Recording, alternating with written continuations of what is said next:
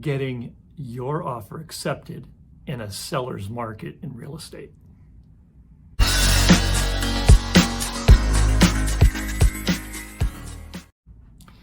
Hi, welcome to another video of Real Estate with Stephen Smith. Today I'm going to talk a little bit about the fact that it's a seller's market right now and a lot of buyers are having difficulties trying to get their offers accepted. So I'm going to give you some tips as to how to do that. So what exactly is a seller's market? Well, it's pretty simple. It's basic economics. It's supply and demand. There's not very many houses for sale right now, and we have a fairly low interest rate still, even though we're starting to get into some inflation, and there's a massive buyer pool. So the supply and demand ratio is really skewed in favor of sellers. And so as it's going, they're getting unreal, crazy high prices for some of their houses. So let me talk about what it takes in order to get your offer accepted. Okay, first thing, you really need to have your finances on all your paperwork in order before you even start looking for houses. That means either having a pre-approval and proof of funds so you can actually make an offer, or better yet, if you have all cash, and we'll talk about that a little bit later, you want to have all that stuff done up front. I've seen so many times when buyers, they'll go, hey, let's go look at open houses today. And so then they wander out and find something, and the next thing you know, they stumble into something they absolutely love and have to have it. Well, they're not ready. Their house is not ready to sell, or they don't have their pre-approval ready, which is super important from your lender. Or maybe they don't have their cash ready to go in order to have the proof of funds in order to make an offer. So having that stuff ready is super critical before you even go out and start looking. Okay, the next thing you want is to keep your offer simple. Waive as many contingencies as you can. In this kind of market, it can mean the difference between winning or losing. Now, I don't normally advise people waive inspection contingencies or appraisal contingencies, but that's the reality of what we have. So if you take a look at the inspection reports and the seller disclosures, and you don't see anything in there that you consider a deal killer, it's something to consider waiving those reports. The other thing is, if you can waive the appraisal contingency, especially if you have a loan, what that really means is, because some of the houses right now are going way over asking, which means that that's what they're selling for. And if your appraisal doesn't come in at least 80% of that sales price, you're going to have to make the difference out of your own pocket. So you have to be prepared for that. The other thing is, don't do silly things like ask for personal property, the patio set or some special piece of furniture. I mean, in the overall scope, that means nothing. It complicates things, and you really can't include it in a real property deal. That's another thing. And then also, in a time when we are getting well over asking for normal houses that look really good and are getting a lot of attention, don't come in with anything other or lower than the asking price. In fact, very likely you're going to have to go much higher. In other words, put your best foot forward, make your best offer, because that can make the big difference between winning and losing. Many houses in the Bay Area in California are going for, in some cases, $200,000-$300,000 over. So if you're serious about buying, you have to understand, because of this supply and demand issue, you may have to go in at a higher price. Coming in low ball will get you immediately disqualified. You won't even be qualified for a counteroffer, assuming that the sellers even agree to do that.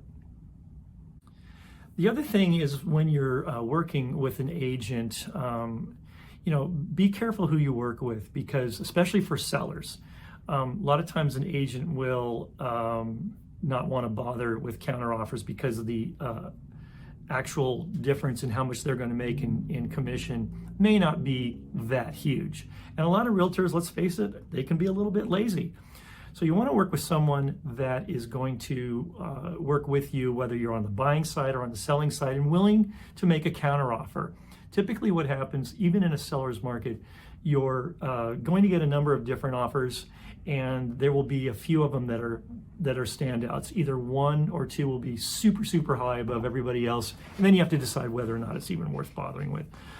Or two, let's say you get a few and they're over and they're still high. You might want to go back and counter some of that, either the price or maybe the terms. Those kinds of things, again, can make the difference between winning and losing. Another thing, if you really are serious about buying, make looking for your house a priority. Do your homework. Work with your agent.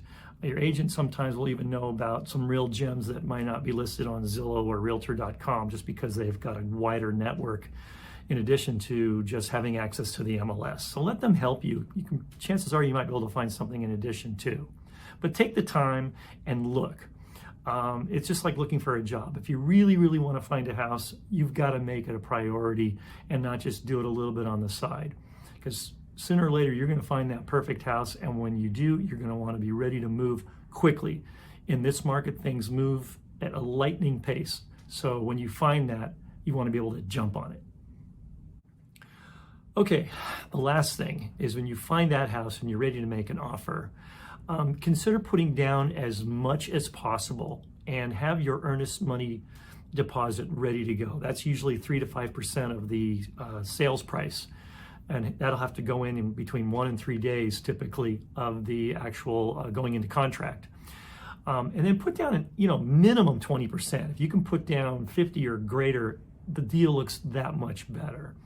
And then obviously, typically cash is going to be king in these kinds of markets because it simplifies the deal, shortens the escrow, and just makes everything much more simple and appealing for the sellers. In fact, your best bet is to come in with cash, meaning that if you have a home to sell it first, get the cash in hand. Now you're in a much better negotiating position because sellers like cash. And if you have already sold your home and you have cash in hand, then you're in a much, much stronger negotiating position.